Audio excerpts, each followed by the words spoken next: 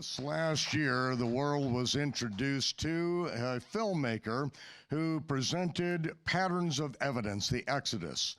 This is Tim Mahoney's story. Tim Mahoney, who grew up in America, who grew up learning about the scriptures from a youth, but he was one who then took his own due diligence and he went over to the Middle East, went over to Egypt. He wanted to do a movie about something he had believed his entire life, and that is the Exodus from Egypt. He set out to do just a one-year mission, and that's to produce a one-hour documentary. And when he got over there, he was confronted with the professionals who put in his face that there was no Exodus. Israel was never in Egypt, and the Bible is a fairy tale. And person after person, archaeologist after archaeologist that he met in the land of Israel kept on confronting him with this, and he came to his own crisis of faith. That crisis of faith has produced a movie which is shaking up the world because it put together Tim Mahoney and David Rohl, and they are now with us to present not only the evidence, the patterns of evidence, but also the story that goes along with it. We're going to get more background concerning the Exodus from Egypt than has ever been presented in the history of the human race other than those who were actually there at Mount Sinai. Those who actually walked out, they were the first-hand witnesses, and Moses told those people, you were there. You were there when you crossed the Yom Suf. You were there when the voice spoke from that mountain which was on fire. You were there. It wasn't someone else. And never before in the history of the human race has the Almighty spoken to an entire nation of people who are still alive there to that very day just before crossing over the Jordan River and taking the city of Jericho. Now all these things have been called into question, even though there were up to 2.5 million people who were there to experience it. Now these are being called into question, but yet the rocks are crying out. The rocks are crying out from the earth in this day and time. And so that is why we are presenting this weekend for the entire world to get more of the background, to understand the real roots of their faith is not just embedded in a book, but in the living archaeology in the land of Egypt and in the land of Israel. So ladies and gentlemen, please welcome Tim Mahoney. Thank you, Michael. Thank you very much. Well, thank you for having me, and thank you to the audience out there for tuning in. You know, how do you begin to tell a story like this? It's taken, you know, it's thousands of years ago, 3,500 years ago, this story is said to have happened. And when we think about that event, a lot of people have questioned it. And here's what the Bible says. Let's pull up this first slide here. I'm going to share with you something. Oftentimes, when events like this happen, we wonder, did they really happen? Well, what the Bible says is, remember this day when you came out of Egypt, out of the place of slavery, for the Lord brought you out of here by the strength of his hand. That's Exodus 13:3. And what I didn't know, I'm just a regular guy like you. I ask questions, and I was on this journey. I'm going to share with you in the next half hour a little bit about who I am. In other words, how in the world did I get here? And I've asked that question. I remember being interrogated in the Middle East it was at night, we were camping, and this one man was saying, "Why are you here? What are you doing?" And I would say, "Well, I'm interested in Moses." "Well, you can't be interested in Moses, And I realized, I was a long way from home. I was like, I want my mommy, It was one of those situations where I realized that I had gotten myself into a place where the world was at a crossroads with this question about the Bible and the Exodus and what's happening. And this verse here became a very important verse for me because I started to realize that many people were forgetting the Exodus. They were forgetting the stories of the Exodus. They didn't really want to remember them. They wanted to forget them. And they were saying, well, this story didn't happen, and we shouldn't be observant of these ideas, the Passover. Many Jewish people are tired of it. Let's just throw that stuff off. And over 20 plus times at least, it's repeated this phrase, do not forget what God did by bringing you out of Egypt. And so that is an important understanding that came to me. So how did I get started in all this? You know, I grew up in a home. My father was a police officer, and my mother was a piano teacher, and they met at a school. They actually met at a Bible college. And eventually, I'm the oldest of 4 children, and the marriage didn't go well. And my father, eventually we left my father, and it was a single parent home. And my mother depended upon God and the Bible. And she would read to us. We had what we called family devotions. I don't know if anyone else remembers having that, but you'd sit with your family, and at night, before you go to bed, she'd read a chapter of a story, the stories of the Bible. And so these stories of Moses and of the Israelites and of Noah and of Joshua, well, I heard these stories when I was growing up, and I believed them as a child. But, you know, as you get older, people, you know, challenge you. Do you really think any of that really happened as you go off to school and you're starting to do the, you know, to be an adult? And so those were the same questions that I had. It wasn't that I didn't have faith. It's just that there's an unanswered question. So I grew up with an interest in music. I actually played a lot of music, and I thought music was going to be my career, and until I traveled with a group and understood what traveling was like, and it wasn't as glamorous as it looked, you know, from sitting in the audience. And so I ended up going to a movie. And the very first movie that I ever went to, I was from a conservative home. I hadn't gone to a movie theater until I was 18 years old. And I saw a movie called The Hiding Place. And if you've ever, The Hiding Place is a story about Corrie ten Boom. And she was a woman, and her family lived in Holland, and they had a little watch shop. And what Corrie did is her family created a place in their home to hide Jewish people during the war, World War II. And they helped, kind of like a railroad, to get Jewish people out of Holland. And I saw that movie 3 times in 1 week. And I had never seen cinema, so I was like, wow. And it didn't know at the time, but it had affected me in a powerful way. I thought I was going to be a musician, and but as time went on, I started to be interested, and I heard that a commercial for being in a film school, and I thought, what if I went and explored that? I never thought about that. So I took 2 years of college, and I went off to film school, and it was an amazing new idea that opened up for my life, to be actually the possibility of being a filmmaker. And then I met my wife, and I thought, what an amazing possibility to marry this woman.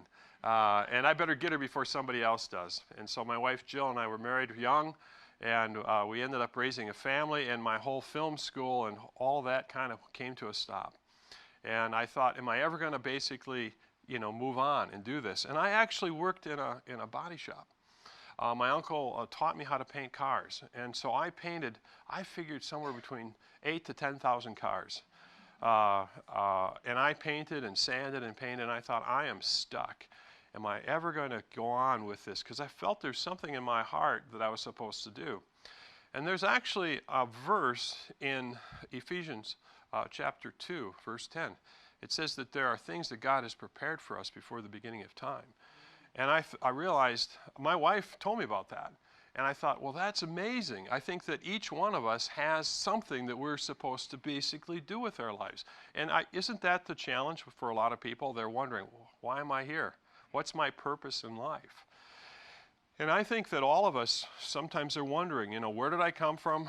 What am I supposed to be doing? Well, how should I live? And where am I going? And I think that so many people today are just sort of distracted. There's a good example. I don't have my car keys, but you're with a baby and you can take some car keys out and shake them, and the baby will go like this. You know, I've got 2 grandchildren that are about that age, and they'll go like that. You know, wherever you put the car keys, they'll look at it. And a lot of us are like that. We're kind of like just looking at shaking car keys. We're not really, you know, anything that comes along. You know, we're just distracted. And I didn't want to be distracted. And I was in that, painting those cars, and I thought, you know what, I don't want to get stuck here. And I eventually made my first documentary film. It was an outdoors documentary, and that got me into the world of advertising. And I started to, I realized I was good at it. I sold some of the biggest accounts that this agency had ever had. And the guy said to me, I don't get it. He says, you just seem so honest. And I said, he goes, I mean, you just seem so believable when you tell things. I said, well, because I believe them. You see, I believe what I'm saying, and so I was able to help other people see things.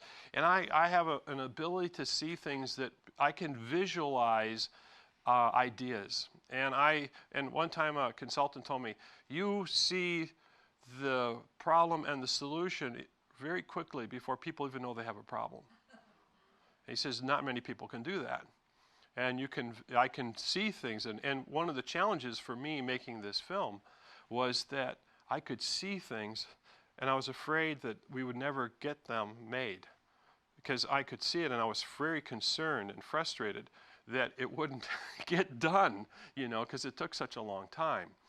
And so as my career had gone on in the advertising world, I grew a company, and I grew into, and I continued to develop. I started my own business. I left the first agency, and I went and started my own, and started developing films and videos for corporate America, and commercials, and it was a great education.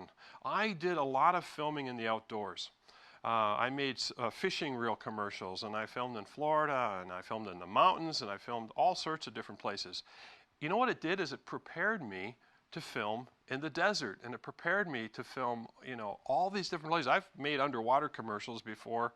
We searched for underwater stuff for the Exodus.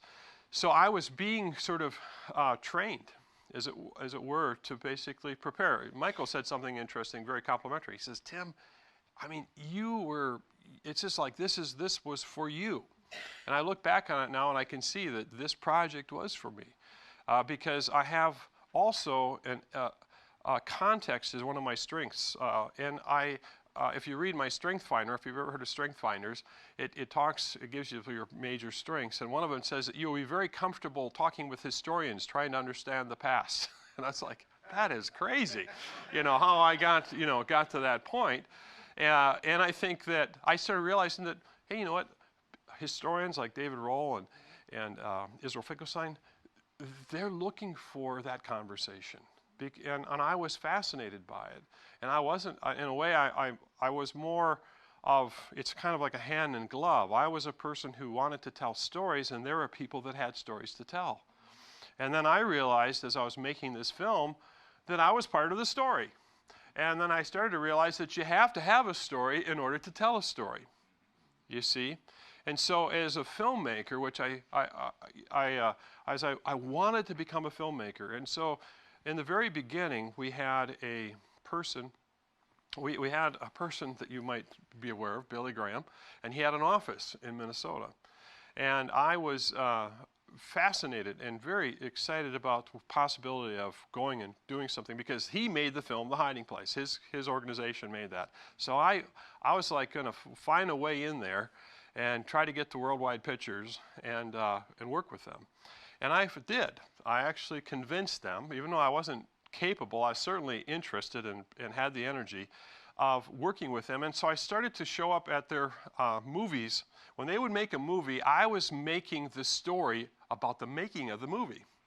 And I got that job, and we did that for 4 different movies. And then I created all the marketing materials for television and the video.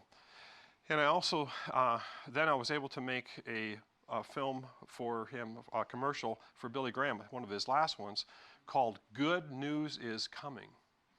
And that was, I feel very proud of that. In fact, the idea, I remember when I shared the idea with the staff, they said, well, where's your research? And I said, well, I don't have any. I just feel like this is what we're supposed to say. And good news is coming. And it had a double meaning, and so we took that double meaning, and we made a commercial with a newsstand where someone would walk up to a news, box. Remember those boxes? You'd pull the newspaper out. And every time the door slammed, the headline would change.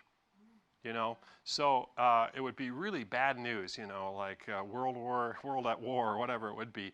And then the last time, and the narrator said, "Does it ever seem like all you hear is bad news?" And it goes bang, bang, you know, bang. And he says, "But guess what? Good news is coming." And then it had the face of Billy Graham on the front of it. And that was the idea for that commercial. So I started to understand how to create creative messages in a very short window and try to understand how do we get people's attention and how do I think differently about information and to make things so that creatively, you know, so one of my big clients was a company called Abra. And my cousin started Abra, and it's an Abra auto body. They're expanding across the nation. So I had to come up with ideas. So one of them was perfection. Perfection's a dirty job, but somebody's got to do it, you know. So we came up with these ideas, because you don't want your car when it's fixed to come back and be okay. Oh, that's okay. You know, you want it to be perfect if it was perfect before it got hit. So I started to work on those kinds of communication ideas because they're very important for me it was preparing me as I was moving on. So I came from this advertising marketing background and worked with these big companies. Minneapolis has, you know, Pillsbury, and I did work for them, and Grand Met and Honeywell, and I learned an awful lot through that. And if you look at the Bible, you'll see that characters in the Bible also had a seasoning, right? Right? You know, Joseph killed a lion and a bear, and then he killed a giant, and then he went on to be king. And so God somehow prepares people, I think, for the task that he's given them. And so, so when I heard about this idea of a film, you know, about the possibility of there being Exodus, I didn't want to get stuck just making commercials. And I wanted to do more. Remember, I felt, you know, Ephesians chapter 2:10, you know, I had this sense that I was supposed to be doing something, so I was looking for it. I don't know if any of you ever felt like you got something. Well, I think what you do is you have to write that down. You have to basically say, okay, I better figure this out, you know, because life is short. And so, so I ended up going on in 2002, and this is in 2001, I had heard about the Red Sea crossing and this information a lot of people had been involved with. And I got a little bit involved with that, and I met different people. And I was like, this sounds really good. I'd made a couple other national TV specials in the past. And so I actually worked on the Bible Code and produced the Bible Code for, I think it was on Pax and Discovery. And then I did Jesus, Divine or Da Vinci, and we made some of these types of films. And so Exodus was like, wow, that is so fascinating. So what I ended up doing was getting it all set up to go. And then we had 9/11. And that just threw kind of everything into a tailspin. And about 6 months after 9/11, I just felt like, you know what, we got to do this. And I ended up going to Egypt and starting the whole process of going into production in Egypt. And I couldn't get any, I could not get any people to help me, except one Egyptian crew agreed that they would, you know, that I would be, you know, that they would help me. And they were Muslim. And so here I am with this Muslim crew, and I remember going there and going into the Cairo neighborhood, you know, and hearing the call to prayer, and I'm thinking to myself, wow, I hope this is safe, you know. I'm not sure where they're taking me and what's all, but they turned out to be fantastic partners. Muhammad and Muhammad and Muhammad were all excellent. We're all excellent partners to help me. And we worked our way for a month through Egypt, and then this leads me to, we went to Karnak Temple. This investigation continued to expand as I went to Israel and to other places. And I was with a person by the name of Dr. Leonard Moeller, and I think I'm going to take this badge off here in case it's reflecting. I forgot that I had it on. I'll just throw it right here. And Dr. Leonard Moeller is from Sweden. He's a DNA research scientist, and in many cases, he's just another person who probably has, sometimes we could say, well, why in the world is he doing something? he was just fascinated. He's always been fascinated by history. He's a scientist, and he wanted to take the scientific approach. And so we connected, and both Leonard and I went together to Egypt and to Israel, and we've been to other places in the Middle East. And so that was sort of the beginning. This here is him looking at the Brooklyn Papyrus, and he was gathering, he's a photographer, and he was gathering lots of data, and you might have heard of his book, The Exodus Case. And so that was sort of the very beginning stages. But I started to realize that he had a theory, and I was a filmmaker. And I realized that there were multiple theories.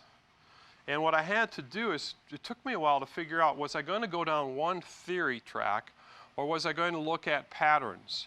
And he was looking for patterns too, by the way, Dr. Moeller. And I started to understand that I needed to have more voices in this film. And eventually, we went down the Sinai, and we did all sorts of filming there, and we went to the Gulf of Aqaba and the Red Sea, and we went to all the lakes, the Bitter Lakes, and I think it was Timnah. We went to the Gulf of Suez. We filmed all these different places, and I ended up with this here is the Nueva crossing location, and we ended up going to, I had to get to the very location, to this dig site. This was my goal, and this was where Manfred Bietek, who had been uncovering for the last 30 years where we believe that the Israelites were, where they came in, where Joseph came, and where his family settled. This was the land of Goshen, Tel El Daba. And so it's also a city that was right next to the city of Ramesses. So it kind of all made sense. And so when I went to see Manfred Bietek right here, he was not happy that I arrived with a film crew, because he didn't know anything about it. Well, I had been emailing him, but he's from Austria, but he was in Egypt, and he wasn't getting my emails. But I thought it was just like finding Livingston in Africa. Because I had searched for him, I had gotten there, it wasn't easy to get there, and when I got to him, I said, Manfred, I'm so excited to meet you. And he goes, you should not be here. You can't just interrupt everything. And so I told everyone, I was like, leave, guys, go back to the car. And I just stood there, and it was quiet. And you could hear this pump going, dat, dat, dat, dat, dat, dat, dat, dat. There's pump for the machine, the equipment that's keeping the water out of the dig site. And I said, listen, I said, I really respect you. I said, I've come a long ways. I've been trying to meet you for such a long time. I said, could you just give me 5 minutes? And he agreed to give me 5 minutes, because I wanted to ask him a question. And I said, have you found any evidence for the early Israelites? And he said, so far, not. Now, when he said that, I was absolutely shocked, because that was the first time I ever conceived that, because I thought I thought he had uncovered information. That's why I wanted to go see him. And so it was such a setback that I almost, if you've ever had this, when I was a kid, I played catcher once. And I remember I was down in the position like this, getting ready to catch the ball. And the next thing I remember, I was waking up by the backstop, and I was hearing this sound of a bell. And apparently someone threw the bat and knocked me out. And I went to the hospital. Well, if you've ever ran into a tree or done anything like that, you have this ringing in your head, and you have this sort of consciousness that you're trying to wake up. I had it happen one time when I was having like a Passover meal with really strong horseradish. I lost consciousness for a moment. I was so hungry, I treated it like a cheese dip, and I just put it all over that cracker. Anyway, the whole point of it is that for a moment there, after he said so far not, you get the idea, I was like shocked. It had that kind of impact. And I tried to shake it off, and we filmed the site, and we went on, and we ended up filming other locations. And I went to England, I went to Liverpool and filmed Ken Kitchen, a very famous Egyptologist. And I went home. And you know what? That seed of doubt started to grow in my heart, in my mind. And I was sitting in an edit suite. Let's see if I got what's happening here. So this is where a crisis of faith started for me. I had this huge challenge in my mind that I had been to the location, and I talked to the guy who should know. He should know very, very well whether or not there's any evidence, and he just told me no. And I was just sitting in that edit suite. The thought came to me. This cold chill came over me. Maybe everything that you've been believing in, everything your mom told you, your whole family, your relatives, is a lie. And it was a cold moment. And it's scary, and because I thought I had done it. Now I had pushed the envelope to go there, and not many people go to the sites and actually, say I'm going to lay the glove down and go to this. I pushed it, and I said, had I pushed too far? And at that moment, another thought came to my mind: stop editing, and get up, and go to your office. And so I walked out of the edit suite, crossed the hall, into my office, and there's a bookcase. Go to the bookcase, went to the bookcase, read that book, and pulled this book out that I forgot about. And it was a book called Pharaohs and Kings. And I opened the book, and it was written by David Rohl. And David will be sharing in a little bit his ideas. And I opened it up, and David Rohl had the very same site that Manfred Betek had been digging at, but he was interpreting it in a whole new light. And once I started seeing that, he was basically saying that there is evidence for the early Israelites. There is evidence for Joseph. And that's basically, I said, I have to talk to this man. And that began the process of me going on this long journey and coming to this point where I was able to then take a new approach. And I went to England, and I was able to spend the day with David, and I filmed him and asked him just a ton of questions. And in the very beginning, I only had about 3 minutes of information about Joseph and the family in the very first film that I made. I've made about 3 Exodus films. 2 of them you've never seen because we never felt that they were ready. And so the film that we're going to show tonight, and that we're very excited about and has done really well, was those 3 minutes got turned into 2 hours. So that's how much information. You see, what's so interesting about this is that there is a ton of valuable material that I became aware of. That I didn't do it, but as a filmmaker, I have the ability to set it up. And I think that's where I have been a great help to a lot of the archaeologists. And I started to realize in this process that as we were searching and looking for, this is my office here, as we were searching, and this was the bookcase actually where I found the book. You see, I love books, but I don't always read them. I don't know if anyone's like that. Does anyone buy books and this to go, I got this book, I love this book, the smell that is new, and you flip through it and you look at it and go, someday when I go on vacation, I'm going to read this book. And the other thing is, I actually have a bookcase. I don't know if many people have bookcases next to their bed, but I actually have a bookcase next to my bed full of books. And it's kind of like, I don't watch TV. I just basically say, okay, let's see. I moved for Arabia Felix, and I pull that out, or I'm going to do Jefferson. I love books, and so I was able to. Well, that's the case, and I've got a bunch of them there that I haven't read either.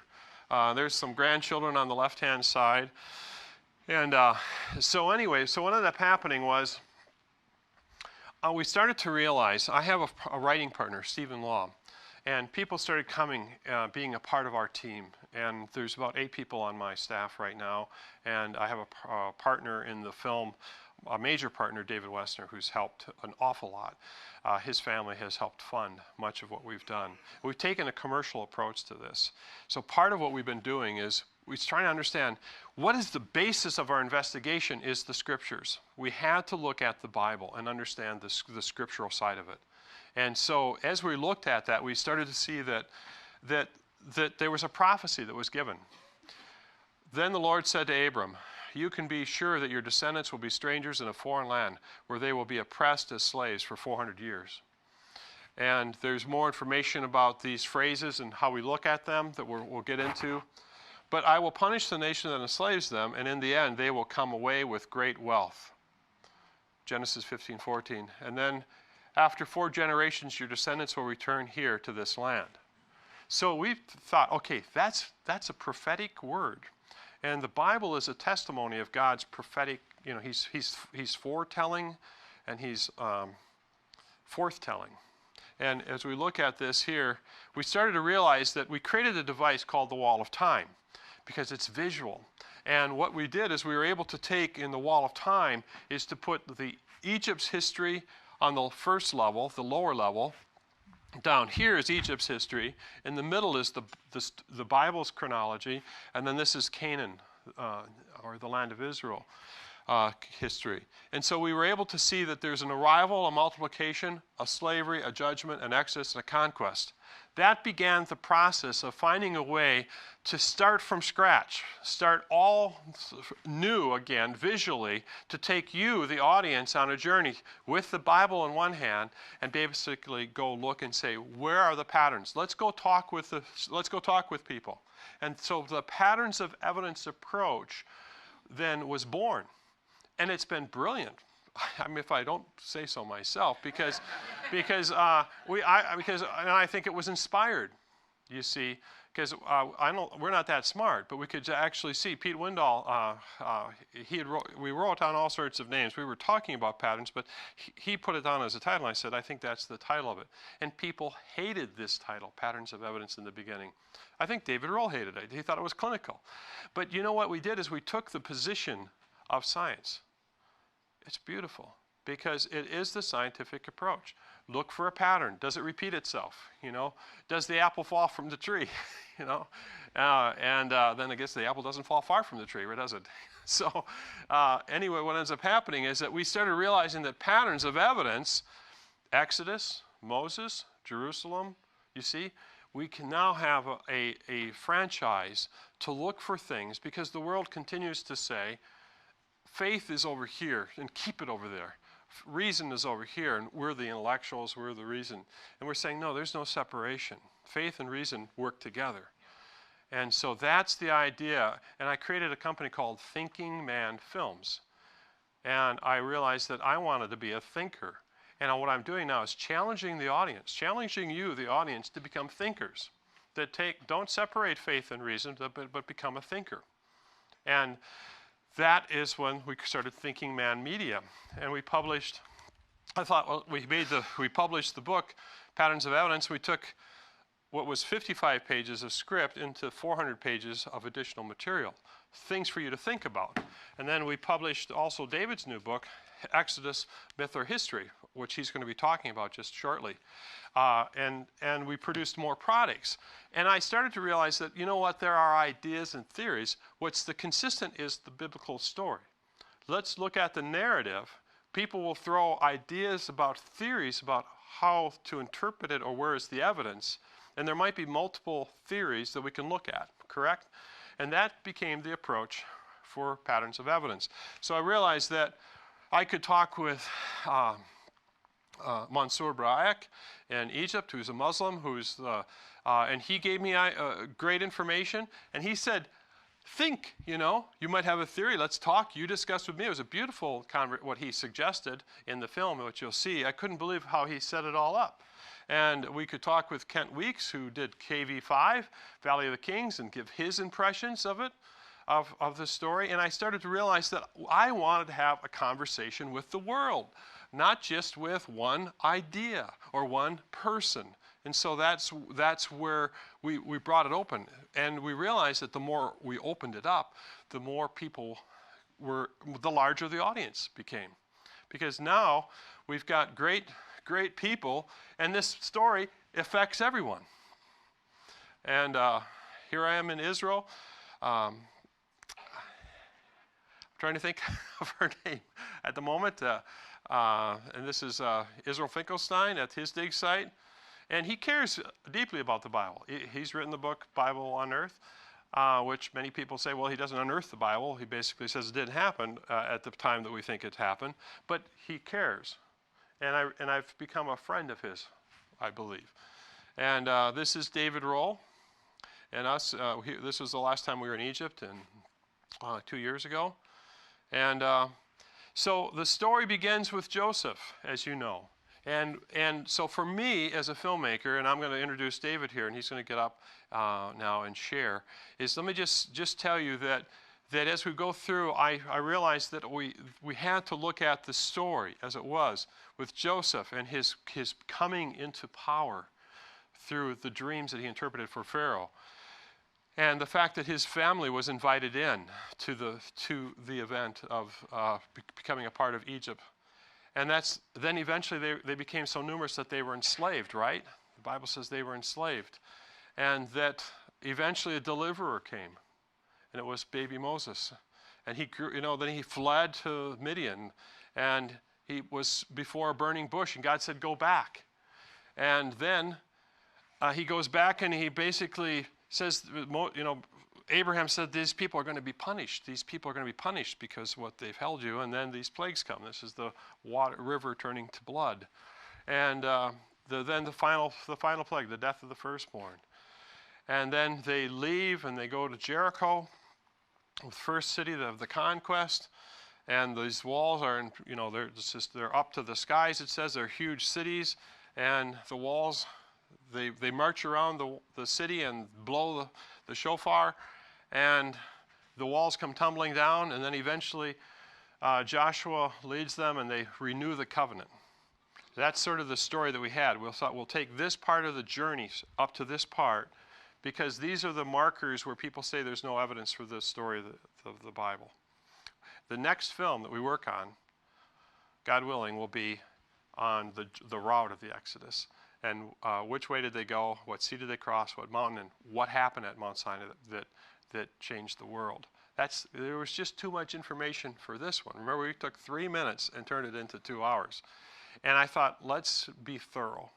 And that's one of the things that we've been very, very thorough, because I think it's in the pattern. You have to remember now, one idea, one little piece of evidence doesn't make, but when you can get a sequence of ideas and patterns that keep matching each piece, it's the sequence.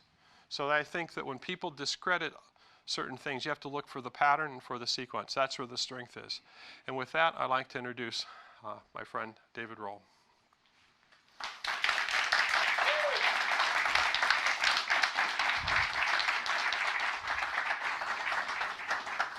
That has to be the longest introduction I've ever had. This morning session is all about journeys that we make personally in life, and Tim's told you his journey and how he came to make this fantastic movie. My journey started when I was very young. I was told by my parents that I was interested in Egypt from a basically 5-year-old. And they told me that I used to write down the names of the Egyptian pharaohs in hieroglyphs and in Greek and in English, all the way through from the 1st dynasty to the 30th dynasty when I was 7, even before I could write properly. So this thing has been ingrained in me from childhood. I don't know why. I've no idea why that's the case. But I ended up going to Egypt at the age of 9 for the first time. I insisted that my mother take me there. I wanted to go, and there was no two ways about it. She was going to have to take me. And this was in 1960. And if you know the story of Egyptian politics, that was just after the revolution when Nasser, he took over the Suez Canal from the British, seized it and nationalized it. And that caused the French and the British to invade Egypt. And there was a sort of skirmish for a few days, and the Americans said, stop this messing around and get out. And of course, Nasser went on to be the longest reigning president in Egyptian history. And it was about 2 or 3 years later when I went to Egypt, and you could still see the bullet holes in the buildings at Ismailia and Suez. And the king of Egypt had been thrown out of the country a few years earlier with the revolution. And there happened to be his royal paddle steamer berthed up at the banks at Cairo. And it was commandeered and turned into a boat for people like me to go traveling up and down the river. So I ended up at the age of 9, sleeping in King Farouk's bed in his cabin. He wasn't there at the time, he was in Italy at the time. Sailing all the way to Abu Simbel through the English dam locks, into what has now become Lake Nasser, but was originally the River Nile, through Sudan, and arrived at Abu Simbel in the dark. The boat was actually amazing. It was made of mahogany and brass, and the staff were all dressed in galabeahs, blue galabeahs with gold bandanas and turbans on. It was a completely different world to what you see if you've been to Egypt these days. Very different world. As I say, I was only 9 years old. And so the Rais, the captain of the boat, put the gangplank down onto the beach in front of Abu Simbel. This is before it was moved up higher, in the dark, and he gave me this huge big brass key, about this size, in the shape of the sign of life, the Ankh symbol. And he said, off you go, down you go, on your own. Go and open the big door over there, and open the temple up and going inside on your own. So I had this brass key, the sun was rising across the river, lighting my way, opened this huge door, it must have been about 25 feet tall, pushed it open, and it led directly to the Holy of Holies of the Temple of Ramesses II, Abu Simbel. And there's this little kid, 9 years old, with the sun lighting his way to the Holy of Holies, the long shadow pointing in the direction. And that was my introduction to Egypt. That's how I became in love with the country and the civilization. And I've had it with me all my life. But then, as you do, when you're a teenager, you get involved in rock and roll. Remember, this is the 1960s. So I turned into a rock and roll star for a few years. I formed a band, and we went playing the American bases in Germany, just like the Beatles had done. Did all that, and I became a recording engineer, some of the most famous studios in England, and eventually a record producer working for George Martin, who was the Beatles producer, with his team of elite producers, working with lots of very famous bands, some of them American as well, some American artists. And I did that for around 25 years. But all this time, I had this passion hidden behind there for Egypt. I'd been reading books about the subject, and I still wanted to do something with that spark that I had. And I managed to earn myself enough money to be able to leave the music industry. To be quite honest with you, I was fed up with it by then. Working in studios for 15 hours a day, 3 months at a time, smoking 60 cigarettes a day in those days when you used to smoke, because I had nothing else to do with my hands apart from mixing. And my ears were getting ruined by the sound the whole time, so I gave it up. I gave up music, and I decided to go to university. I'd already done a degree in photography when I was younger. But this time I said, right, now I'm going to do what I really want to do, which is what I want to study ancient Egypt. And I had a fairly decent background in the subject already. So I applied to go to University College London. And the Egyptology department there is an extraordinary thing. It was actually the first Egyptology department in the world. It was set up by Flinders Petrie, the famous archaeologist. And it's such a small department that they only accepted 3 students every year. So the total department was 9 students over the 3 years of a BA course. And I went there not knowing how many other people were applying for the 3 places. It turned out there were 97 applications for those 3 places. And I got one of them. What they saw in me, I don't know. But they said, we want you. You're a mature student. You already have a background in the subject. We know we're going to be interested in what you have to say. So I spent my 3 years learning the tools of the trade. It's very important when you do something like studying ancient history that you learn the methodologies. You learn how to research. You learn how to put things together, piece the information together. And that's the difference, I suppose, between an academic training and an amateur who goes to Egypt and doesn't really know how to do the job properly. It's like a carpenter. You have to learn how to do it. So I spent 3 years doing that. But all the time, I'd been researching. While I was a musician producer, I'd been searching for something to focus on. And I could see a period in Egyptian history which fascinated me. And it's a period that nobody else wanted to bother with. Now, it's a horrible title, but it's called the Third Intermediate Period. What that basically is between the 3 main kingdoms of ancient Egypt, the Old Kingdom, the Middle Kingdom, and the New Kingdom, you have dark ages. They're called intermediate periods. So you get the first intermediate period, second intermediate period, third intermediate period. And after that, you get into classical history. So we know all about that, and that's the Hellenistic period, the Romans, the Greeks, the Persians. And what fascinated me was this third intermediate period, nobody touched it. Nobody would dare go there. In the BA course that I was doing as a university student, they jumped from the New Kingdom to the classical period. They just left it alone. They couldn't touch it, because even the professors didn't know what it was all about. And that fascinated me, because I like solving problems. I love the challenges you get in solving mysteries. And this was a big mystery to Egyptology. So I became a chronologist. And what that basically means is I studied the timeline from the end of the New Kingdom, which is the 20th dynasty, through to the 25th dynasty. So dynasties 21 to 25 is this dark age called the Third Intermediate Period. And I could see that somehow or other over the last 150 years, scholars had messed this period up in a big way. They'd stretched the chronology. They'd got all the information together and made a big hole, and they just threw things in it to try and get it to all fit. But that wasn't the right approach. Instead of working from the known, which is our history, backwards to the unknown, they had selected a particular synchronism, and that's something where you have a link between Egypt and another country or another civilization.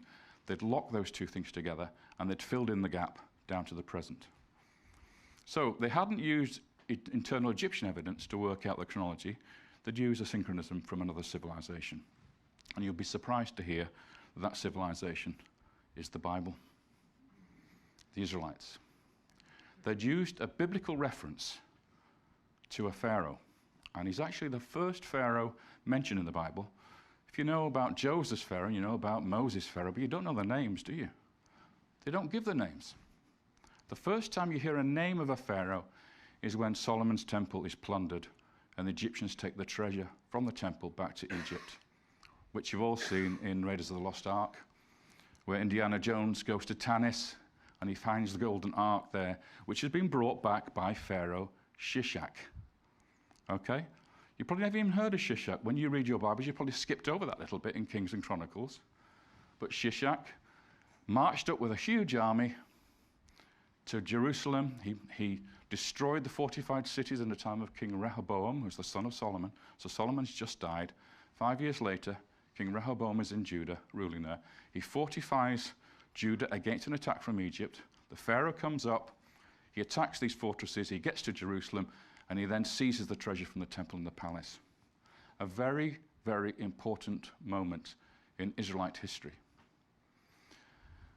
And we have a name of a pharaoh, Shishak, and he's dated to the 5th year of Rehoboam when he sacked the Temple of Solomon. So scholars linked onto this thing and said, right, now we've got a synchronism between Egypt and the Bible. If we can work out the date of that year 5 of Rehoboam, we can date a pharaoh called Shishak, and we can tie the whole Egyptian timeline together. So they looked for a pharaoh called Shishak. And what I'm going to do now is I'm going to throw you into the deepest, darkest hole you've ever been in your lives. We're going to go into 30 intermediate period chronologies just for now. In fact, Michael challenged me yesterday. I wasn't going to deal with this at all. I got up at 5 o'clock this morning and put this thing together very quickly for you because I wasn't intending to talk to you about this. But in the end of the day, it's part of this journey. This afternoon, we're going to talk about the actual evidence for the Exodus and the conquest and the sojourn. But I think you need to know why we have this problem. Why is it that scholars think the Bible stories of Exodus aren't true? Why are pious fiction, as they call them? And the reason is because of this mistake that was made with Pharaoh Shishak. So I'm going to have to deal with that for you now. So you need probably to be wide awake for this, and you're going to learn something about the complexities of Egyptian chronology. Okay? So just hang in there, because later on this afternoon you're going to get all the goodies. Now we're going to do a bit of work, okay? And you're going to have to do some hieroglyphs as well. You all right with that? Okay, so I'm going to explain why Shishak is not the Pharaoh Shoshenq that all the historians and the Egyptologists say he is. So we're going to start now with the discovery of Shoshenq I and Shishak. It all began with a guy called Champollion, a French scholar who was the person in 1822 who deciphered the Egyptian hieroglyphs. Very famous, is called the father of Egyptology, because for the very first time in that 1822, we were able to read the Egyptian hieroglyphs for the first time, starting to read the king's names, read the events, the stories that you find on the temple walls. And so it was a crucial moment in Egyptology. It was actually the birth of Egyptology in 1822. Now, you can see there the Rosetta Stone. This is the document that he used to decipher the hieroglyphs in Egyptian hieroglyphs, in Demotic, which is a cursive form hieroglyphs, and in Greek there. So he was able to translate the Egyptian hieroglyphs using the Greek, which we can all read, okay? And he came up with various names like Cleopatra and Ptolemy that he read from this document. But what he really wanted to do then was to go and test out his theory, test out his decipherment by going to Egypt, and he went to Egypt a few years later. He went between August 1828 and December 1829, and he went along with a team of scholars, and he went there specifically with the Bible in one hand and a trowel in the other, to go and investigate ancient Egypt and find evidence for the biblical story in the one part of the world where now we could read the texts. So he thought we can unlock the history of Egypt in relationship to the Bible by going there and reading the walls of the temples. And the place he went to was Karnak, one of the main temples in Egypt. It is literally a book, because you walk the walls of that place and you can read the history of Egypt there, especially during the New Kingdom, the greatest empire period in Egyptian history. And he went to one particular wall. This wall is on the outside of the temple. You have the great court there and the first pylon here. But this wall here has got a relief on it, a carving. And it's actually a battle inscription. It's about a campaign of a king into the Holy Land. And so he went there to look at the document, and he found that the people that were captives brought back from this campaign were what we call Western Asiatics, or Semites. In other words, this campaign was in Canaan, up in the north. It wasn't down into Africa. It was up north, out of Egypt, beyond Sinai. And a line drawing was done of this particular wall to make it a little bit clearer. And what you can see here is the Pharaoh smiting his enemies, who were all clustered together in a ritual slaughter. And on the left-hand side, we have a scene where the god Ammon, with the tall plumes, is dragging with ropes attached to his hand here, a series of figures with ovals. Now, we know from looking at wall reliefs, what this is a representation of various locations in Canaan, cities or locations, whose names are spelt out inside these name rings with figures of the captives above. And I'll go and show you them in detail in a minute. And you can see there's row upon row of these. There's another group down here where the goddess Victorious Thebes is also bringing more of these name rings towards the smiting scene. There are about 150 altogether of these names. It's a huge campaign. Now, one thing you have to know about this particular inscription is that it's an itinerary. So it's actually the route of march of Pharaoh's army through Canaan. And it's read in a special way called bustrophodon. Anybody heard of bustrophodon? It's Greek, it means as the ox plough. So you read it starting here, you go along with your plough, and you turn around and you go down a row and you come back and then you read it in that direction. And then back again. As the ox ploughs, bustrophodon, like this. So you start here, and you read along, and you drop down, and you come along that way, and then down again, like that. And because we know that, and we know that because of which name rings are connected together, we can actually work out the route that the army took through Canaan. Now, Champollion was stood in front of this wall, and he thought he'd found something very, very important.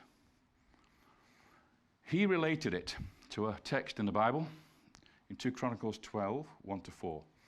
And thus it happened that in the 5th year of King Rehoboam, Shishak, king of Egypt, marched on Jerusalem, because they had been unfaithful to Yahweh.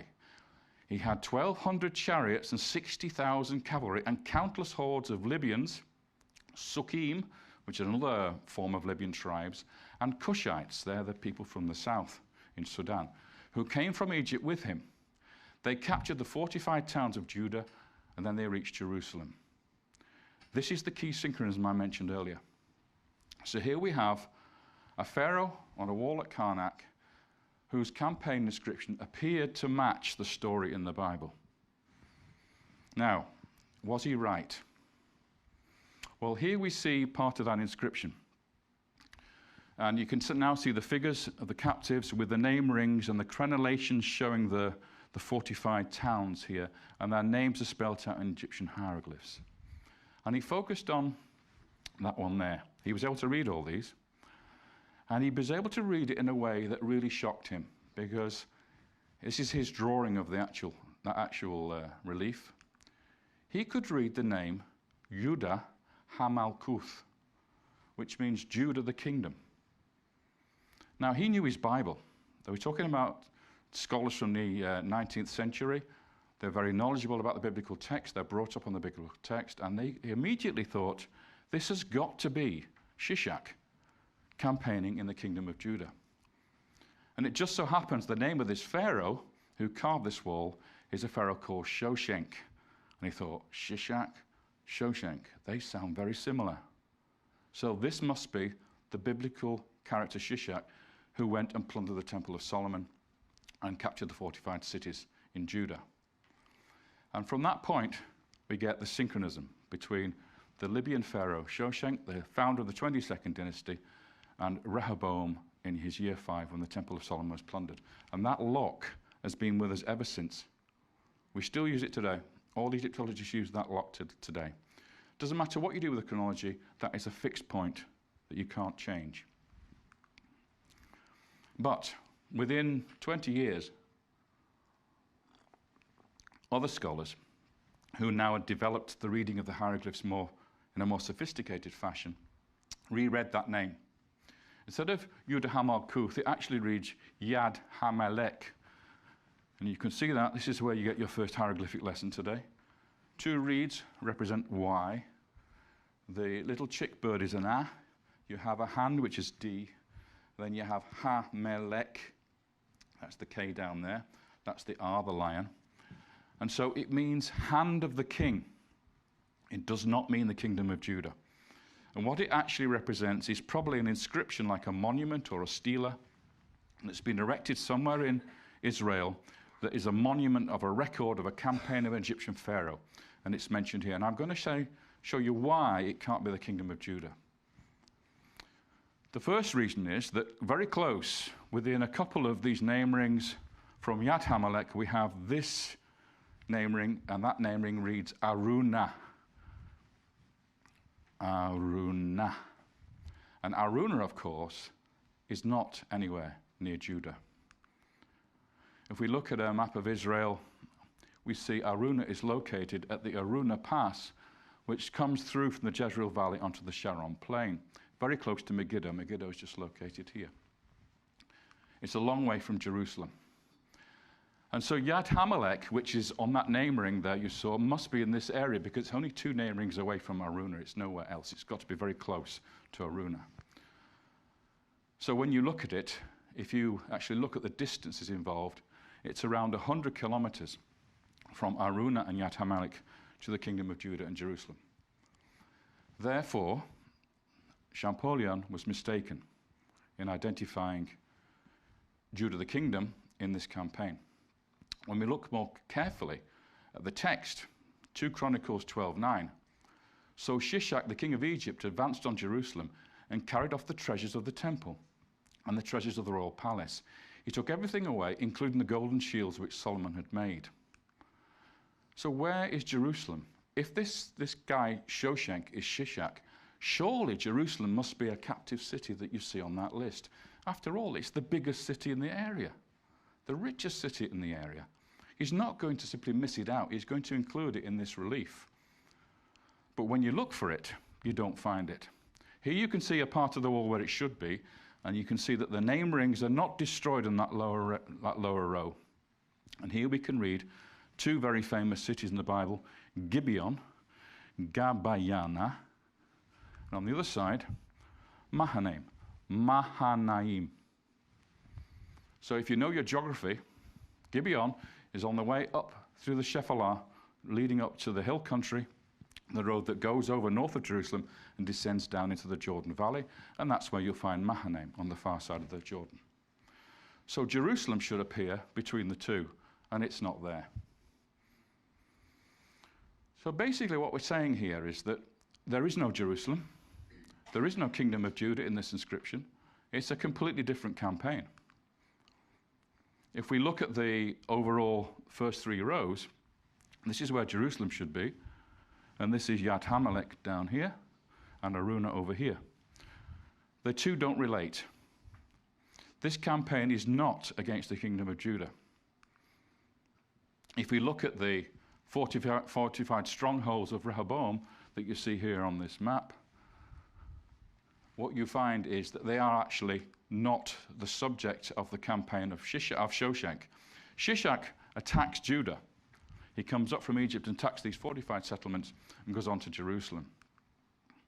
If we look at Shoshenq's campaign, and here's a list of some of the highlights of that campaign, he comes up the coast, and then he bypasses Judah and crosses over the hill country and descends down into the Jordan Valley.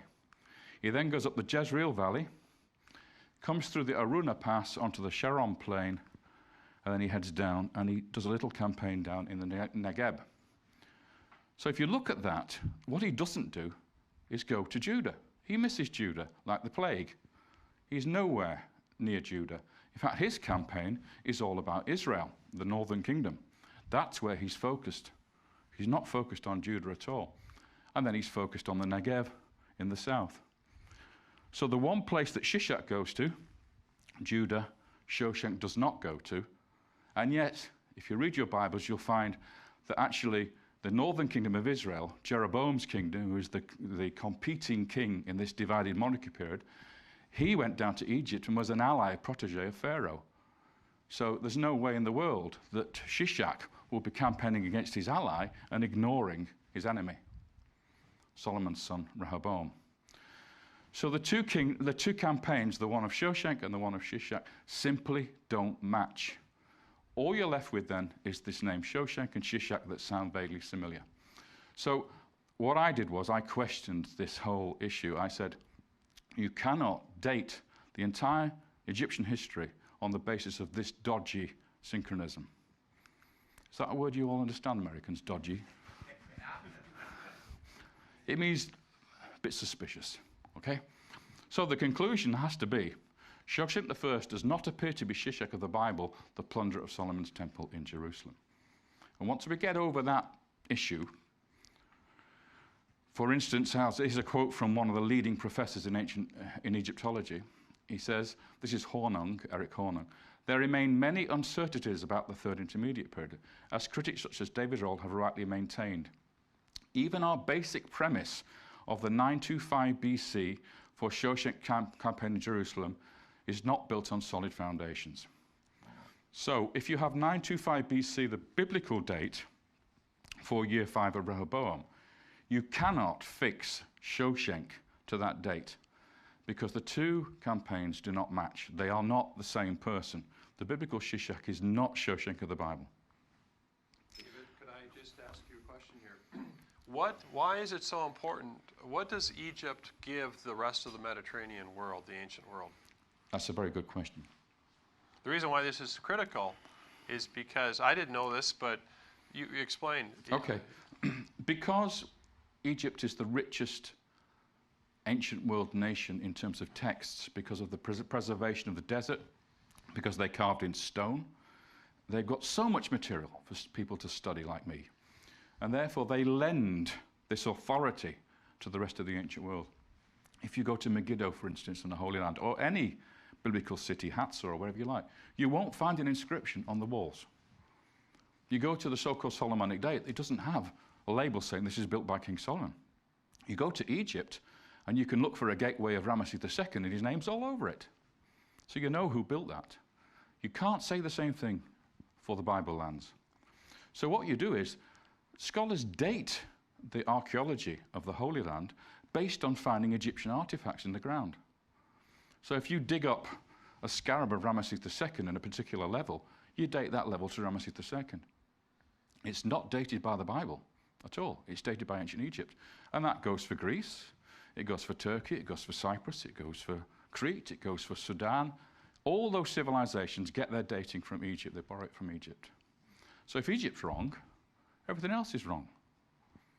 Does that answer your question? And that's where the challenge comes, because people are reluctant to suggest anything is wrong because they've already somewhat poured the cement and it's hardened. Exactly. It's carved in stone, literally. The Egyptian dating from the time of Champollion has been carved in stone ever since. And the only way to solve the problem is to knock the monument down and build it again from the foundation upwards, which is my job is to do that. I'm not on my own, by the way. There's a number of other scholars working on this as well. But Hornung recognizes the issue. We are not safe with our Egyptian chronology. It is by no means fixed the way everybody says it is. And as you'll see in the movie this evening, there are scholars who say you can't touch Egyptian history by more than about 10 years. It's the most you can adjust it. We're talking about centuries here. So here is a circular argument for you. Egyptologists use the Bible to date the start of the 22nd dynasty. This is Shoshenq, to 945 BC. The reason is that Shoshenq campaigned in the Holy Land, in Canaan, in his year 20. So you backdate to his year 1. So his dynasty begins in 945 BC, based on the Bible. They then date Ramesses II, our so-called Pharaoh of the Exodus, by calculating backwards from that position, from 945 BC, adding up the reign lengths going back through the 21st dynasty and the 20th dynasty back to the 19th dynasty, where you find Ramesses. So Ramesses gets his date from the biblical synchronism. You following? They then find no evidence for the Exodus and the conquest in the time of Ramesses II. Wonder why? So what do? They therefore reject the Bible and call it a work of pious fiction. Think about what's going on here. So the Bible is used to establish Egyptian chronology, which is then used to dismiss the Bible. Now that's a beautiful case of circular reasoning. Don't use the Bible to date Egypt. Date Egypt from the internal evidence and then look for synchronisms with the Bible. That's the right methodology. Now, I told you this was going to be complicated. Are you still following me? So, if we've dismissed Shoshenq as the pharaoh who plundered the Temple of Solomon, it's my job to come up with the real Shishak. Is it not? Because I don't believe you can knock something down without rebuilding it. So this is my reconstruction. And you're going to be shocked now when you read that subheading. Was Ramesses the Great, Ramesses II, the biblical Shishak? Suddenly, Yul Brynner, playing Ramesses, is no longer an adversary of Moses, Charlton Heston. He's now become the guy who took the golden shields from the temple. Is that even remotely possible? Well, it is. And it's all about a name, which I'm going to go into now for you. So now we're going to get into really complicated linguistic arguments. This is a tablet, clay tablet, that was found in Turkey at the capital of Hattusa of the Hittite Empire. You know, the Hittites are mentioned in the Bible. Now, it just so happens that in year 5 of Ramesses II, he fought the most famous battle in ancient history against the Hittites. It's called the Battle of Kadesh. Kadesh being in North Syria and the Orontes River. And about 15 years later, after a lot of fighting, the Hittite emperor and Ramesses decided to make a peace treaty. They said, no more fighting. We're going to be buddies from now on, and we're going to protect each other if we have any trouble. Well, this is the Hittite version of that treaty. It's also recorded on the walls of Karnak in hieroglyphics. Now, this is something you have to understand. Just like Hebrew, Egyptian language does not have any vowels written. Okay, so just consonants. So when you read a name, you should not expect, in Egyptians, you will not see the consonants within that name. However, the language of the Akkadian language that the Hittites used to record on this treaty, and they use for all their diplomatic correspondence, is a syllabic language, not a consonantal language.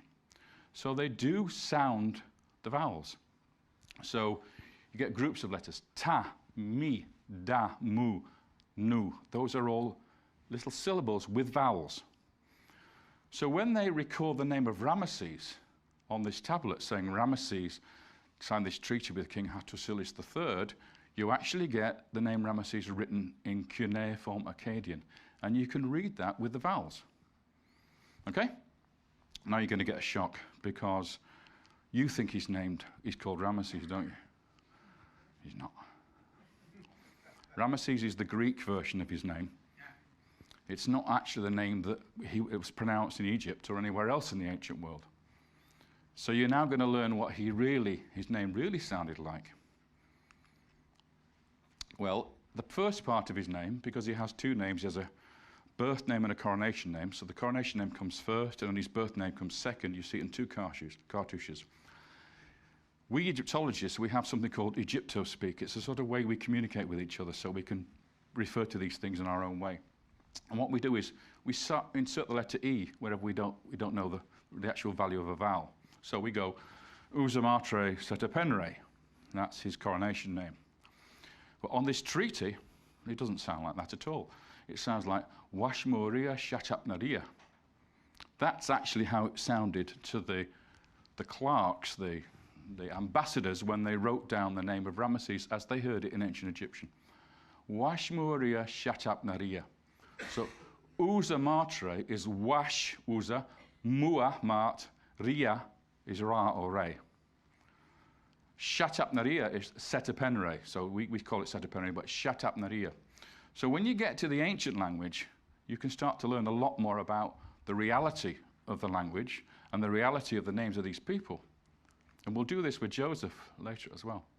So then his birth name, Ramesses Meriamun, as we say, is Riamashisha Miamana. So Amun in ancient Egyptian is really pronounced Amana. As we know, Ra is Ria. Mash is the same as Moshe in Hebrew, born of. And Shisha, the end of that name, is very important because in the ancient world, nobody was going to go, every time they wanted to speak about this king, Washmira, Shatapmaria, Riamashesha, Miamana. It was too much of a mouthful. So they gave him a nickname. We call it a hypochoristicon. What that means is a short form of your name. I'll give you an example. Timothy and Tim.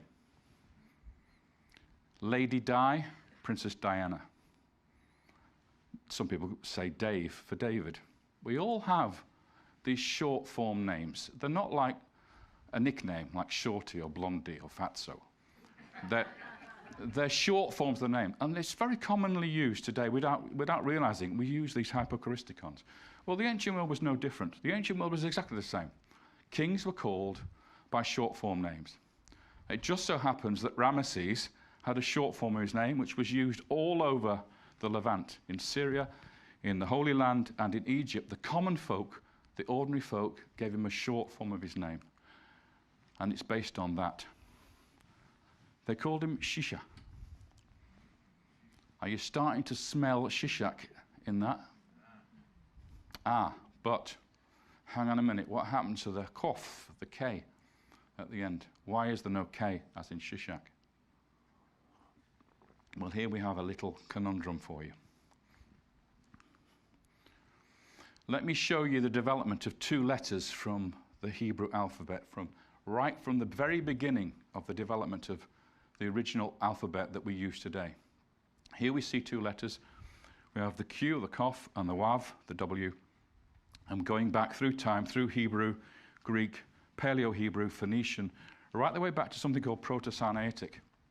Now, later on today, I'm going to take you to a turquoise mine in Sinai, where we find the first evidence of the Hebrew alphabet in use in ancient Egypt, developed out of the hieroglyphs by one genius.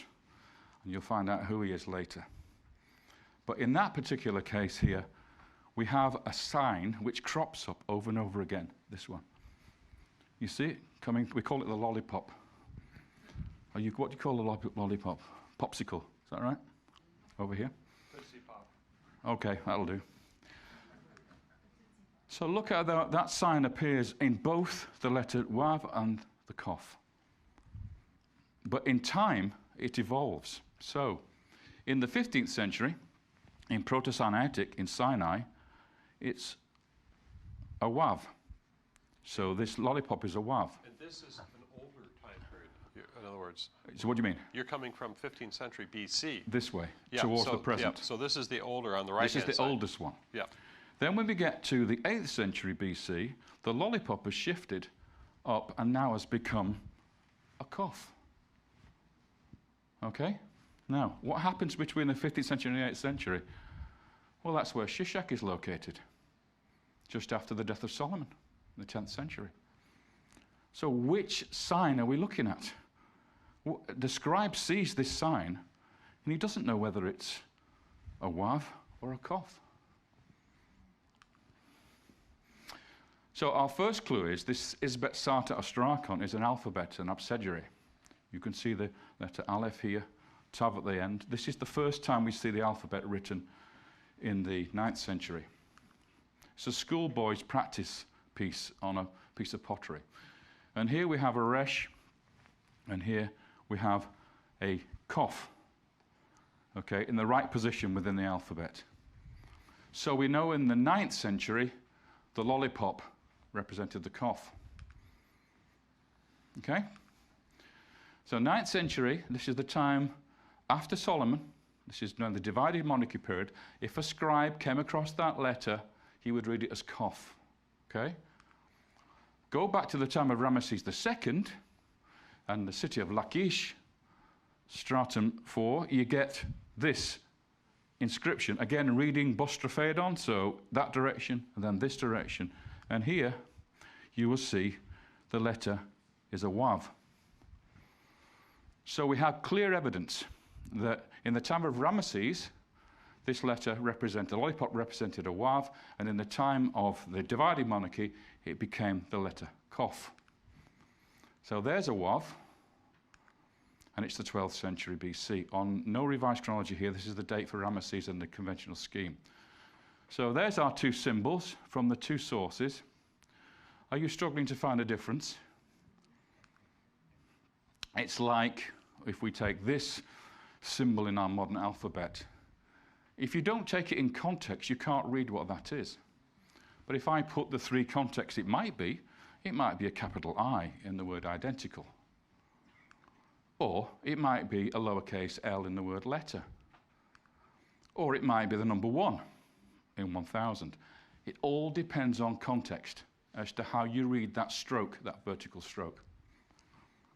So we have the same problem with wav and kof, except it's in a name. And a name doesn't have a context. So you can't tell which it is. So here is the name Ramesses, is short form name, Sisa. This wav here in hieroglyphs is a vowel marker. You don't know the value of the vowel, it could be anything, but we believe from the Hittite inscription that it's an A. So Sisa and Shishak, without the vowels from the Bible. There it is written in Proto-Hebrew, Sin Yod, Sin Wav.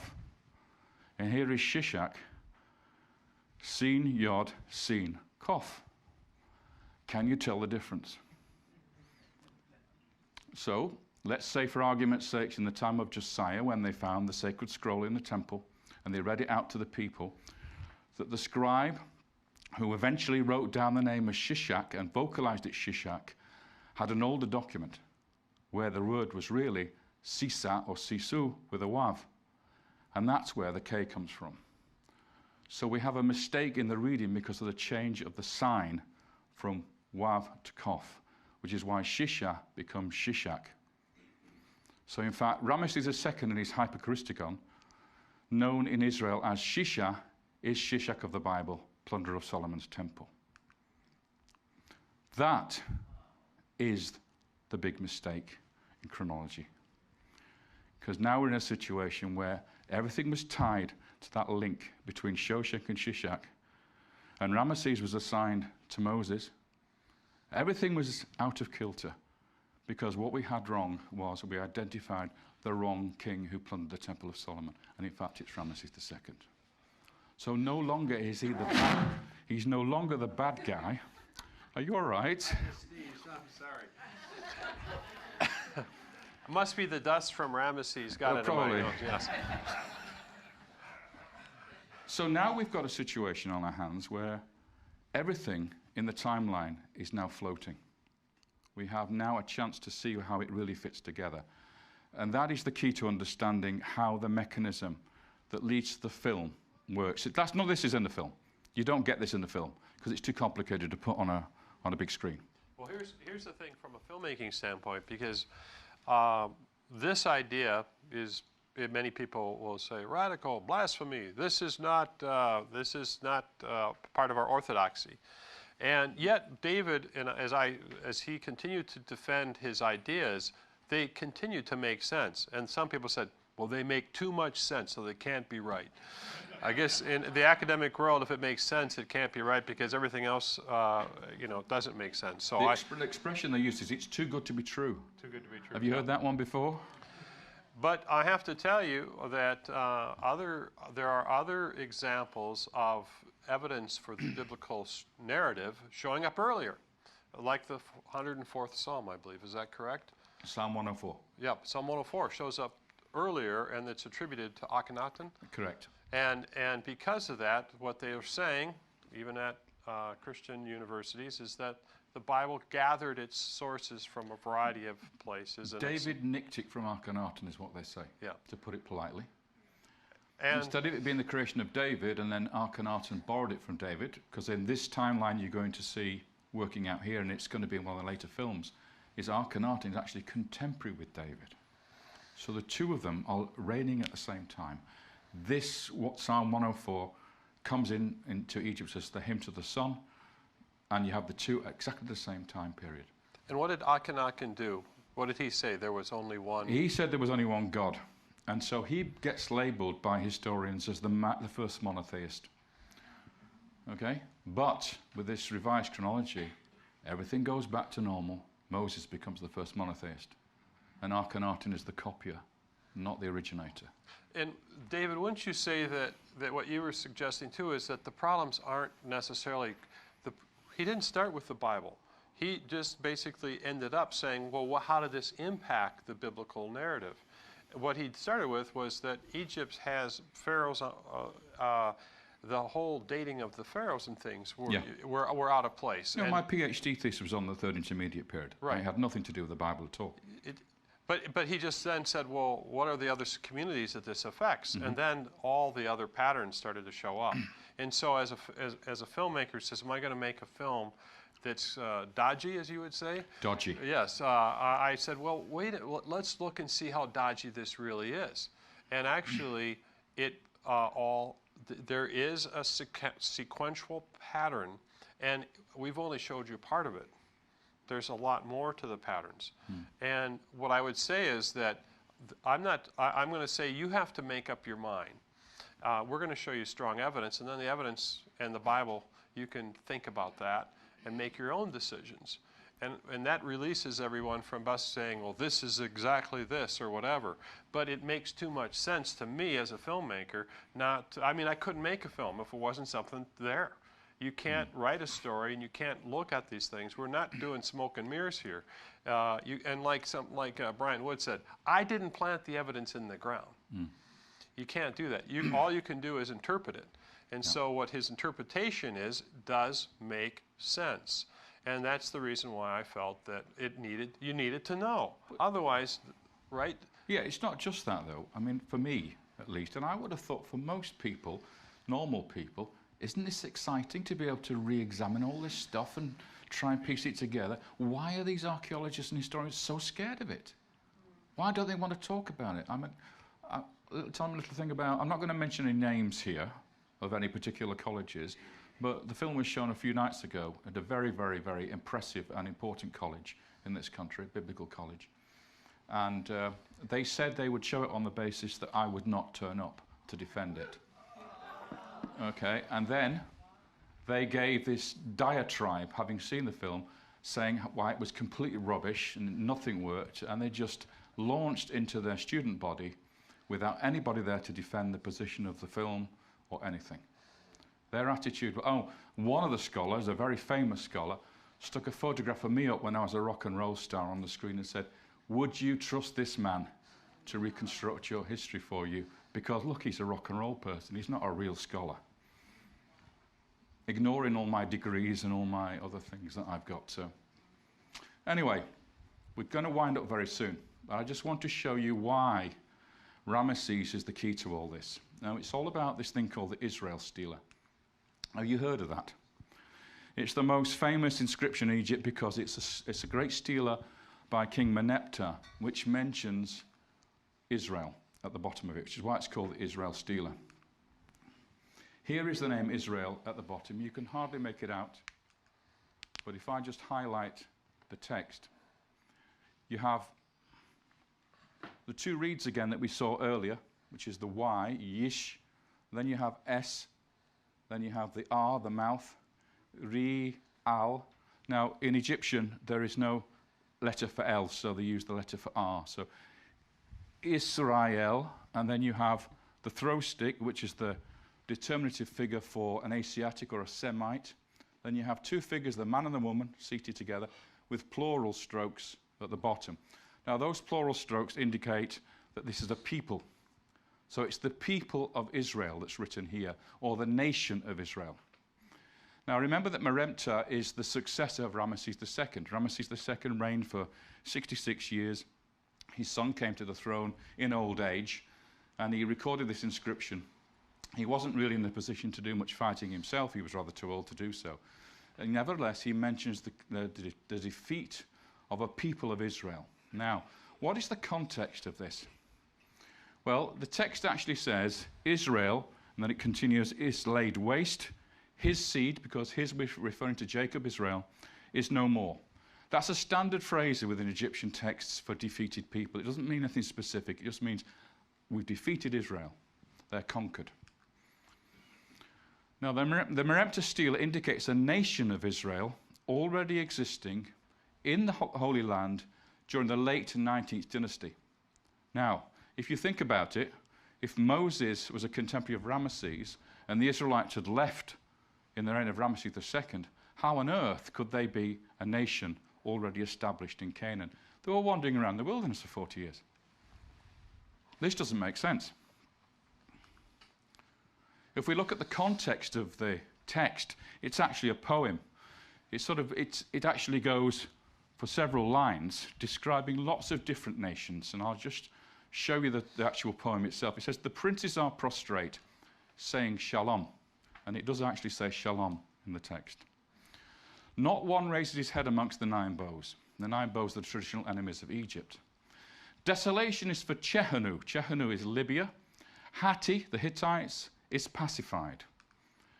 Plundered is Parcanaan with every evil. Carried off is Ashkelon. Seized upon is Gezer.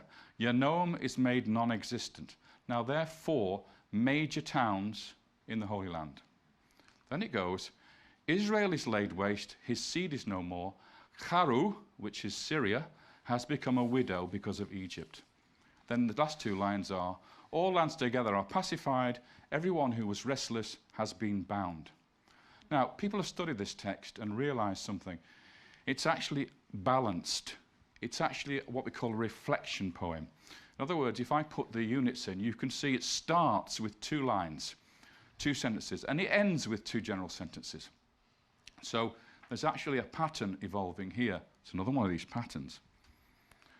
It then has, B, 2 major entities. Chehanu is the entire Libya. Hatti is the entire Turkey. Then it has Israel, wherever that is, and the entire Syria. So in this context, Israel is a major power. It's as big as the Hittites. It's as big as the Libyans. It's as big as Syria. And then in the middle, we get 4 towns. Parcanaan is Gaza. Ashkelon, you know, is one of the Philistine cities. Gezer and Yanoam. So this tells us straight away, this is not a bunch of Israelites wandering around the desert. This is an actual kingdom we're dealing with here, a major power. That is not possible if Moses is a contemporary of Ramesses II. It's out of the question. Whereas if Ramesses II is a contemporary of Solomon, which we just worked out because he's Shishak, then we have a completely different ballgame here. We have the kingdom of Solomon mentioned here in this text. So here are the inscriptions of that text actually on the walls of Karnak. The poem is actually a scribe comes along, he wanders along the walls of Karnak, he writes down all the defeated peoples, and he makes this poem for his master, Pharaoh Meneptah. So here is the Libyans being fought, Chehanu being defeated by the Pharaoh. Here are the Hittites on the same wall, being taken away in captive. And then we have the city of Parcanaan, the next one on the list here, Gaza, with the Shasu Bedouin. There's the name, you can read it here, Demien, which is the city of Parcanaan, Gaza.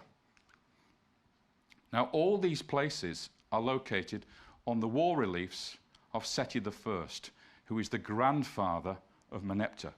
So the first three defeated enemies of Egypt, Chehenu, Hatti, and Parkenon, are drawn from the victorious campaigns of Seti I at Karnak.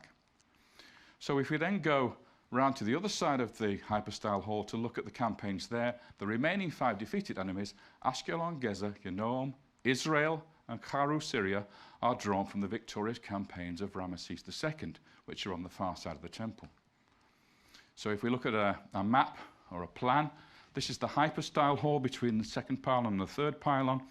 This is where the Shoshenq relief is, outside here. He's campaigning into northern Israel. And what we have is the battle against Libya. Chehenu is on the outside wall here. On the upper register is the battle against the Hittites, Hatti, and then we have Parkenon on this wall here. All those are Seti I campaigns.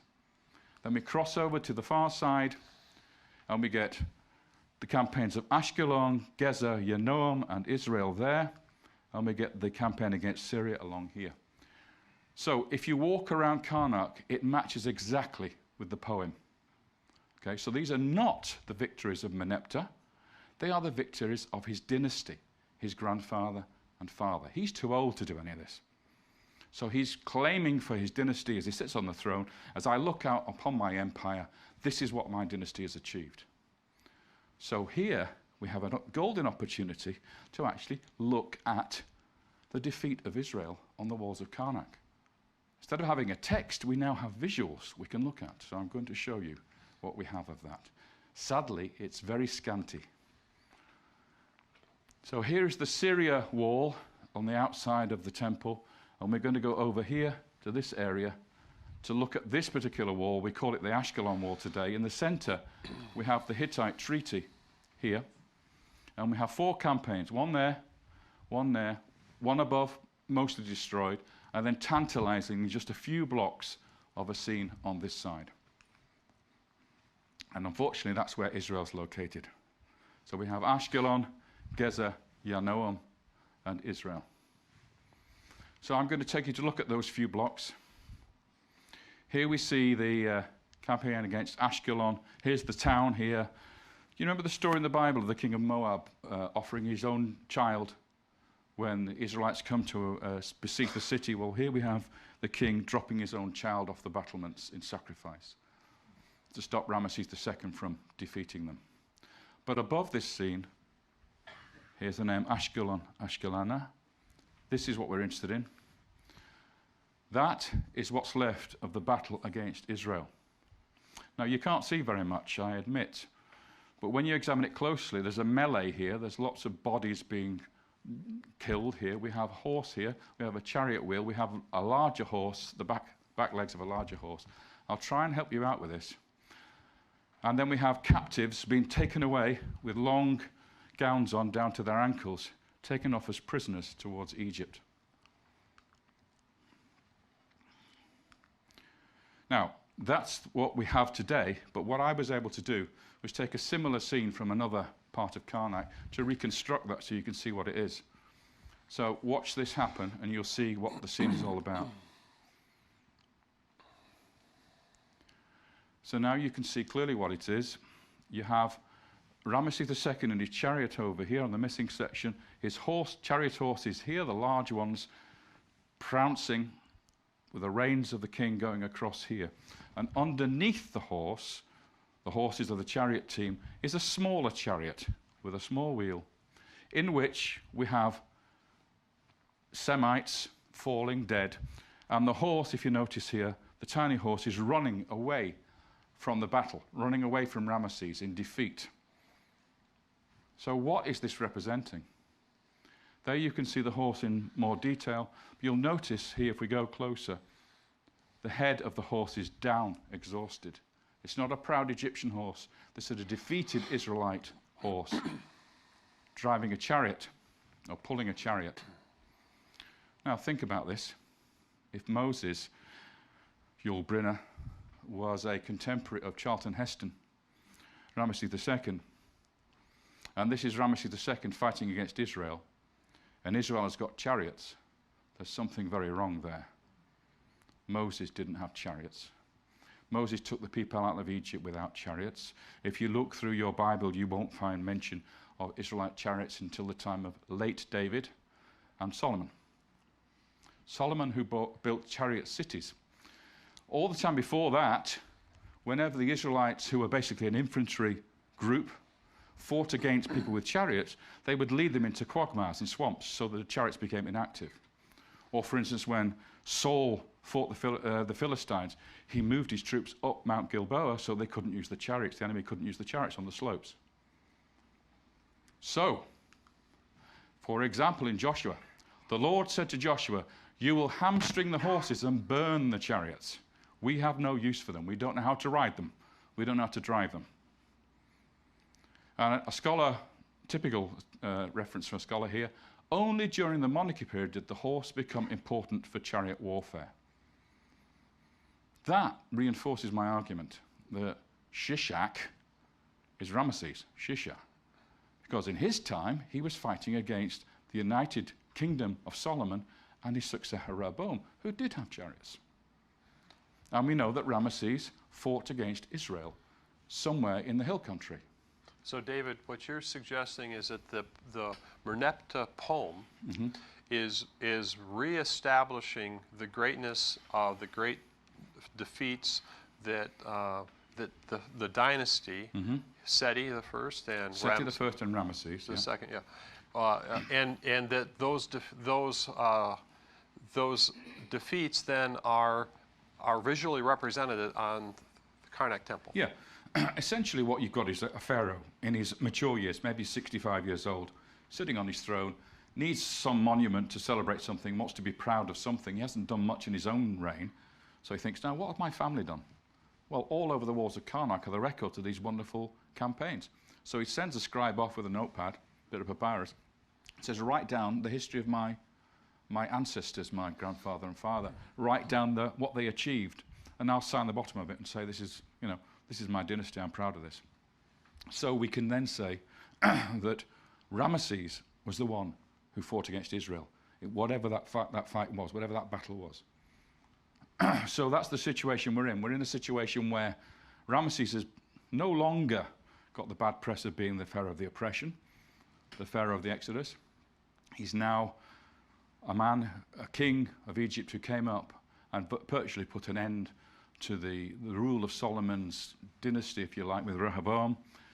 Rehoboam became a servant of Egypt once this plundering had taken place, as the Bible says.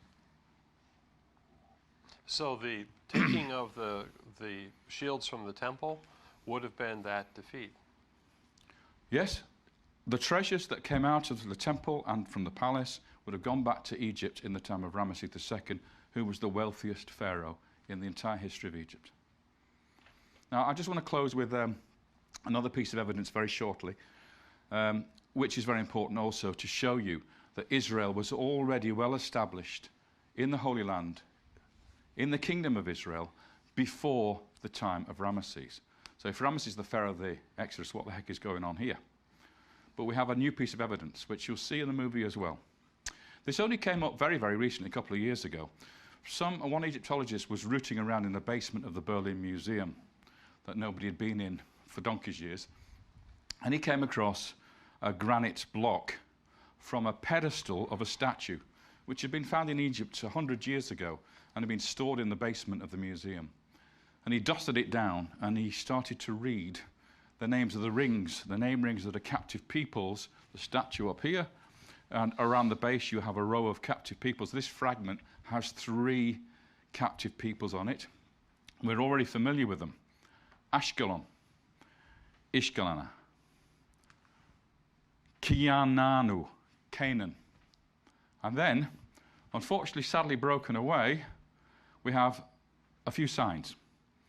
And he realized that he could restore that name ring, and I'm going to do that for you now. Here it is on the broken edge of the block. Let's put the rest of it in from what we know. And suddenly, we have the name Israel. So, this is dated to the middle of the 18th dynasty, 100 years before Ramesses. And yet, on this block, we have the name Israel as a defeated nation. Israel. So that proves positive for me that there's no way that Ramesses II can be the Pharaoh of the Exodus. It's absolutely out of the question. So what we're going to do this afternoon is to tell you who was the Pharaoh of the Exodus, who was the Pharaoh of Joseph's famine, when it all happened, when Jericho fell. All those things we're going to deal with this afternoon. But this was my journey. This was the way I came to the realization that I couldn't be an ordinary Egyptologist working in my ivory tower, teaching students for the rest of my life, that I had to take this and actually introduce it to the world, because I think it's really important that we realize that the reason why we have the pious myth of scholars about the Bible is because they've made a huge blunder in the way they work the timeline out of ancient Egypt. And that is the key to understanding where the real Bible is located. Thank you.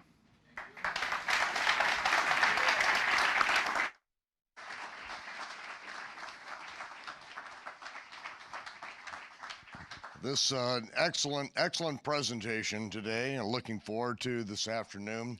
And as Tim was talking about this, what he started out on this journey, I remember being up in his studio twice up in Minnesota. I made a call to him and asked if I could come down and take a look at the movie. I saw the first movie that he did, and, oh, you got to get this out. He said, I've got some tweaking to do on it. A couple years later, I get a call, come back, take a look at it. It's a different thing, but I said, oh, you got to get this out, and said, yeah, it's being scored over in Hungary or something. Right. It was completely scored with a full orchestra and choir, and I mean, this production is at the highest level. We won a lot of awards around the nation, and people have said it's one of the highest quality documentaries. You know, for example, when you look at Jericho, we actually got the footprint of the archaeological dig. And so when you look at the scenes of Jericho, we rebuilt Jericho and worked with David and other scholars to basically give you exactly what it might look like.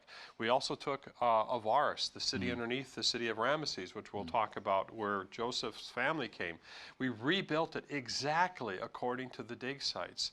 So when I looked at those pictures, I realized that, and I wanted to do that for the historical purposes, was that you might be getting an impression what it looked like, in the eyes of Moses or in the eyes of Joseph, what their homes and what their dwellings might have looked like. We have this amazing Terrigen software that you can put in the sky and the sea and the water and the plant life. And we've recreated those exactly according to how they would have looked. And so the authenticity was a real, I took the time to take and make it authentic. And we always said, well, what's the right way, not what's the easy way. And yeah, that's why it took such a long time to basically get it right. And but you know what? I don't have any regrets. I just know that we've always tried to make it the best we could make it, and to choose the right path. That's right. And after seeing the second version of the path of the Exodus, and trying to encourage you, get this thing out. Then after I saw patterns of evidence, and I saw the level at which you had done it with the computer graphics and in really reconstructing this, then I realized the treat that you have in store for us, hopefully this next spring, with the releasing of the second one, which will be the culmination of the first two that you showed me. Well, you know, it's going to be a little bit longer than that, but we're working on the next one. We're still trying to raise money for it, and they take a while to put it all together and trying to get our arms around all the ideas that are in the films. But we've got a lot of it in the can, and we're developing new products, and so we're just excited to be able to be here and to share. And we've got a lot more coming this afternoon, and it's going to be great.